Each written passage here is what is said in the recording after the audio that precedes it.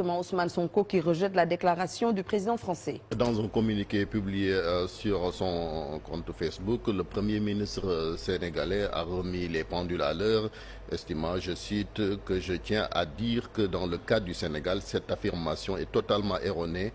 Aucune discussion ou négociation n'a eu lieu à ce jour et la décision prise par le Sénégal découle de sa seule volonté en tant que pays libre, indépendant et souverain. Sonko donc estime que nous constatons que la France n'a ni la capacité ni la légitimité pour assurer à l'Afrique sa sécurité, sa souveraineté. Bien au contraire, elle a souvent contribué à la déstabilisation de certains pays africains comme la Libye avec des conséquences désastreuses notées sur la stabilité et la sécurité du Sahel.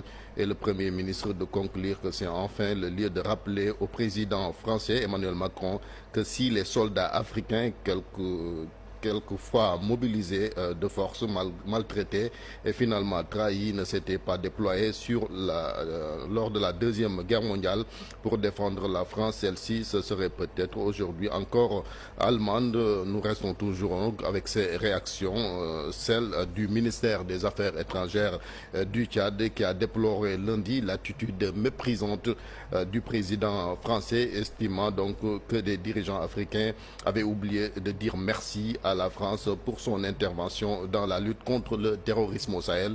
Le gouvernement de la République du Tchad exprime sa vive préoccupation suite aux propos tenus récemment par le président Emmanuel Macron qui reflète une attitude méprisante à l'égard de l'Afrique et des Africains. Donc c'est un communiqué, Sorna Diaynaba, des autorités tchadiennes. Nous y reviendrons tout à l'heure dans Actu Commenté, bien sûr. Oui. C'est bien.